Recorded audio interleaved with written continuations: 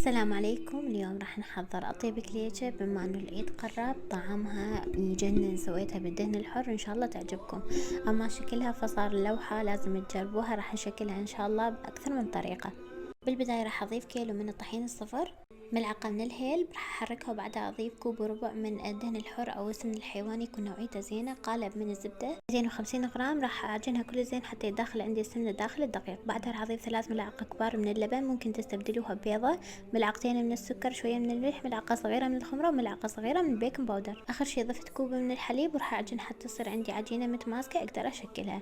راح اغطيها واتركها تقريبا ساعة ترتاح بين ما احضر الحشوات. راح اكتب المقادير جوا بصندوق الوصف. بعدها اهم حشوة اكيد هي التمر. اخذت كمية زينة من التمر، ملعقة من الدهن الحيواني، وشوية من الجوز. عجنتهم كل زين حتى تصير عندي سهلة بالتشكيل.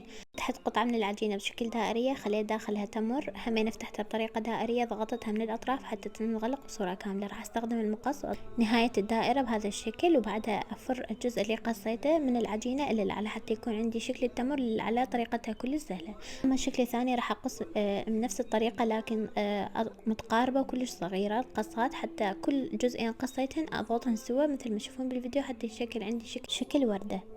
راح اخلي شوية من التمر بالوسط حتى يكمل عندي شكلها. شكلتها بنفس الطريقة مع الحلقوم، ضغطتها من الوسط، سويتها بشكل دائري.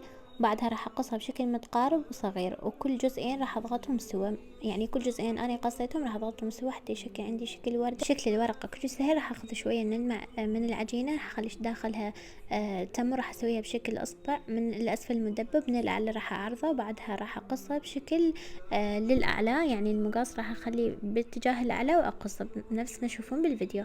طريقتها كلش سهلة وما تاخذ اي وقت. بعدها راح اضغطها من الوسط حتى يكمل عندي شكل الورقة، وكان شكلها كلش حلو خصوصا بعد ما استوت.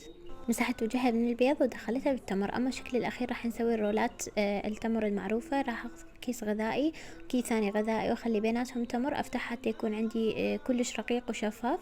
راح افتح عجينة بنفس مقدار اللي فتحت بيه التمر، همينة كلش رقيقة حتى ما تكون عندي ثخينة الرولات. بعد ما فتحت العجينة راح اخلي التمر على العجينة واقص الاطراف الزادة.